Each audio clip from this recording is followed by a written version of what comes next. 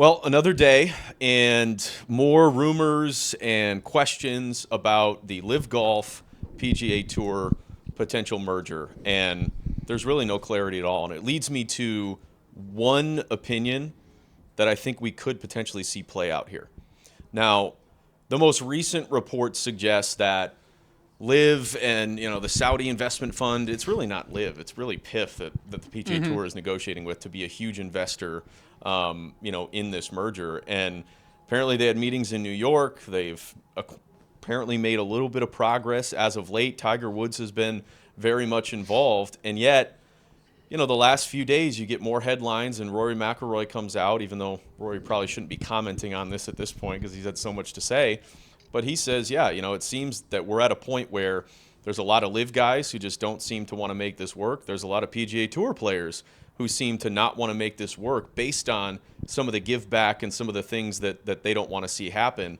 And it just really kind of gets me to the point where what is the path forward? And I feel like a lot of people are burnt out on it.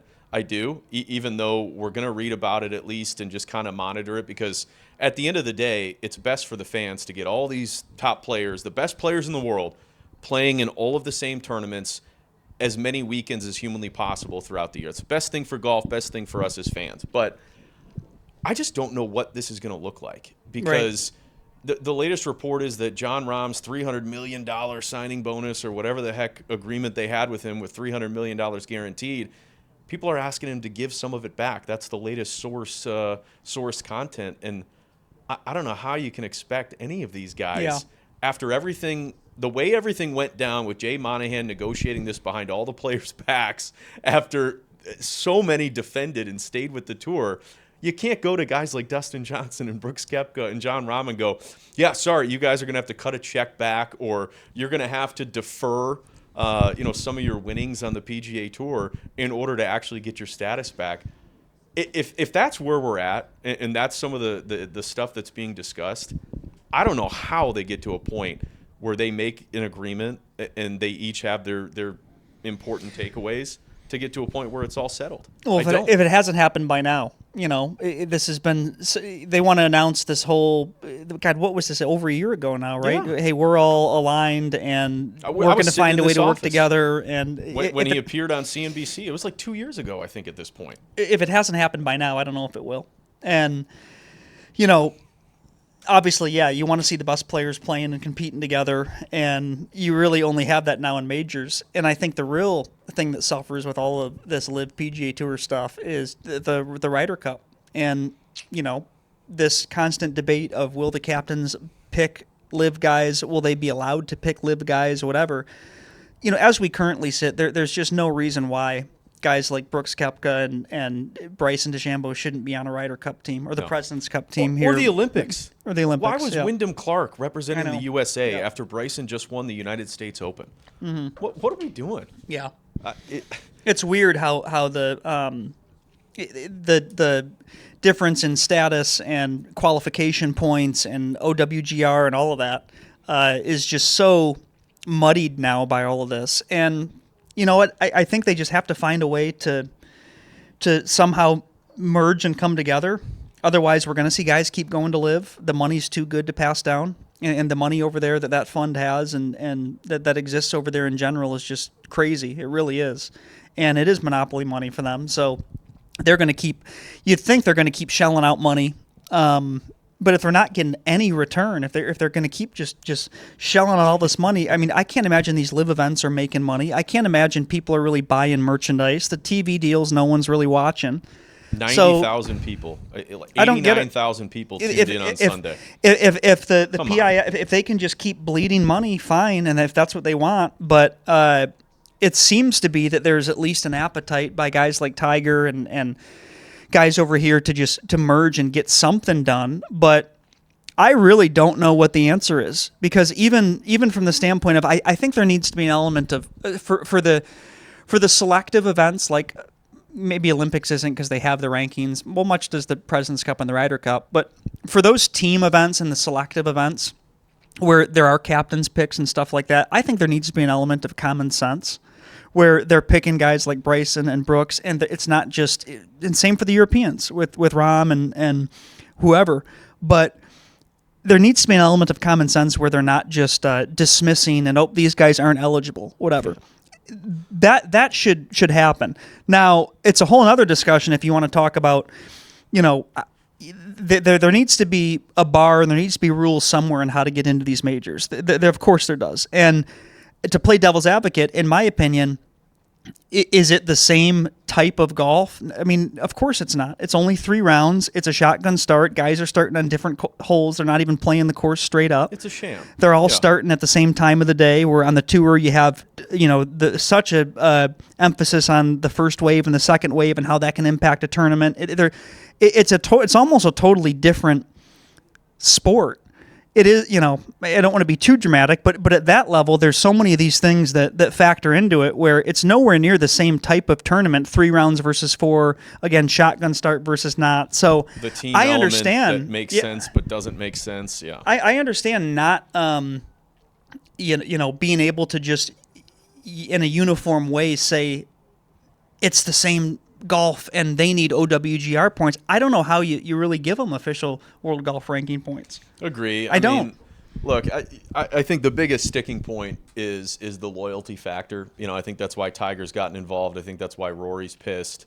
Even Rahm, I think the only reason that he went is because he felt like he was just kind of stabbed in the back and like, fine, you know what? If you're going to take the money and you're going to want to do this with PIF, then why wouldn't I go sign a deal and go, take care of generations of Rahms to come, whatever it may be for your family. Like, I totally understand that. I think the biggest hurdle they just have to get over is Rory wants to get paid for his loyalty. Tiger probably wants to get paid for his loyalty. They came out and said there'd be like $20-30 million, maybe equity, maybe. Yep. Who knows how accurate that is or if that's, ultimately in place and what that would be. And, I don't know. But it seems like that's the biggest sticking point is, those top guys on the PGA Tour side that stayed loyal, they want to make sure they're getting paid and getting equity, whatever it may be. And then the guys on the Liv, they're like, that's our money. We're not walking away from that.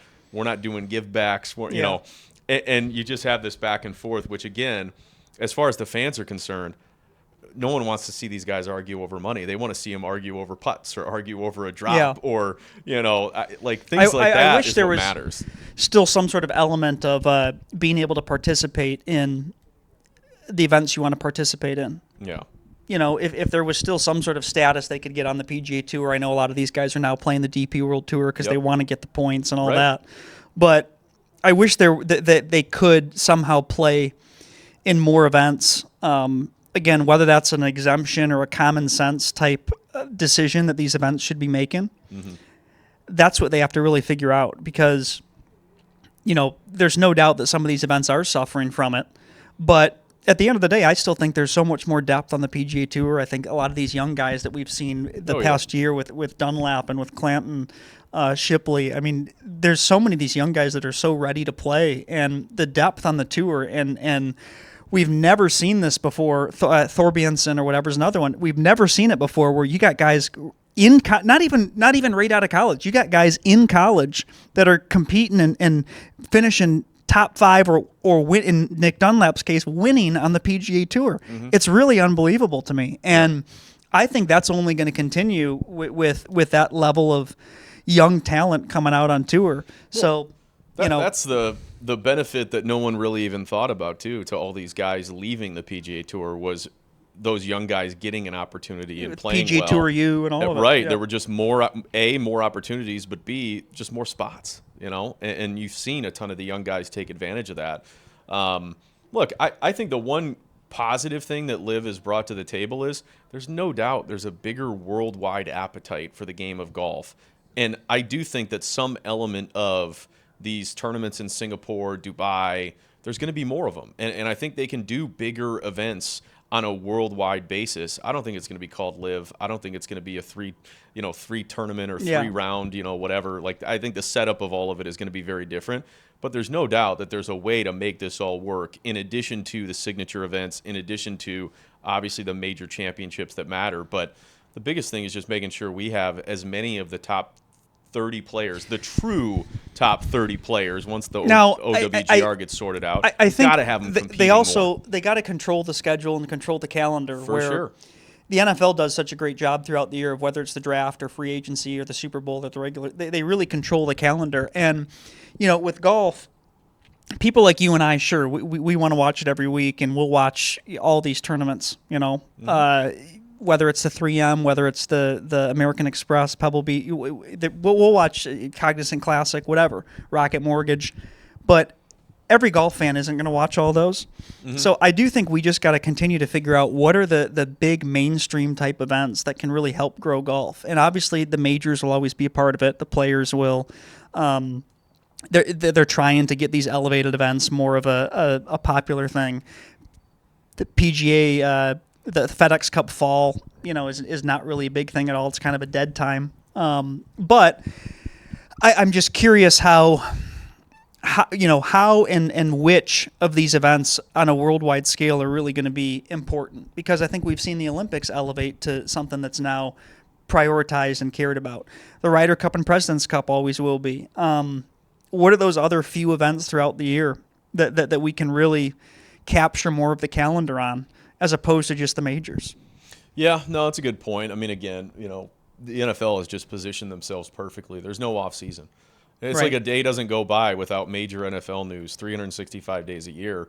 And unfortunately, and credit to them, as soon as football season starts, both college, NFL, whatever, they own Thursday night through Monday night, So it's tough for the game of golf to even remotely start to compete when you talk about fall and winter and things like that. They need to figure out something. I would agree. Because after the call it the President's Cup / Ryder Cup every September, after that, God, from October, November, December, January, February, March until the Masters in April, there's really not much at all. I mean, sure, there's events and there are some TV matches and stuff like that, but overall, I think that fall winter could use, whether it is an overseas type thing or the 2 weeks between something. The 2 weeks between the AFC NFC Championship games and the Super Bowl, leading into the WAPO, obviously the Phoenix Open, which is just fantastic. Right. Can there be something that the week before, and maybe you do In more February, of a match play, and you're doing it somewhere across the world? There's a million opportunities. You have the West Coast swing in January with the Pebble Yep. Beach Pro-Am and the American Express and Riviera and the Century Champions. that's over in Hawaii, right? Florida swing in February, but again, people really aren't that excited about all of that. The Players Championship, sure, when that's a big event, but we need to find a few more of these big events to help golf through fall and winter. Sure. And again, we hope that TGL and all these break off leagues that are starting are gonna do well, but let's find a way to get all these guys competing together. Obviously, this match between Koepka and DeChambeau versus Rory and is it Rory and Tiger? I don't remember The match exactly. they're doing. Those guys just need to be better with the microphone. I mean, there's just it's Rory and Scotty. I hope the match they're doing. Yeah. I hope it's not as bad as some of these have been, though. I mean, it's Yeah. just like the banter's terrible. It's not Yeah. it's just not that entertaining. I hope this unfortunately. Liv versus PGA one, the Capital one's doing, will be good. You got to imagine hope it will, so. because Bryson's done such a great job of entertaining on YouTube. Right, You for got to sure. think he'll play into it. I hope so. You got to think that Brooks will, especially now those two are on the same team. Right. There's one storyline, and then again you have a guy that's been on a Tiger Woods type run with Scotty, and Rory, who's been all over the place with Liv versus PGA. Right. You got to think there's going to be some sort of banter. And hopefully we continue to see more personality out of Scheffler as well. Yeah, I mean, well, plenty of personality this year. He made headlines outside of Valhalla, but for all the wrong reasons. And again, that you got to think something like that. Not that you want to be staging stuff, but you'd hope that they'll joke about that. Oh, You'd hope that they'll joke about Rory flip flop, and you'll hope that they'll do something. I'm sure they will. As they should. That should be the entire goal. How many headlines and tweets and social They should come. videos Bryson and can we Brooks should make? come out in an orange jumpsuit, Yeah, and yeah. play in that. That'd be great. Show up as the officers, the Yeah. arresting officers at Valhalla. No, I'm with you. I mean, those are certainly things that they can do more of, I think, moving forward. It's just, I just don't know what the end game is. I don't know Yep. what the agreement looks like. I don't know how Hope they get figure there. it out. But yeah, I mean, that's the biggest thing. Let's just get it done. I don't know what it looks like. I'm sure there's a bunch of pissing and moaning and Yep. dick measuring going on, but guys, can we just come to an agreement and get it over with and move forward? Let's hope. We'll Yeah. see.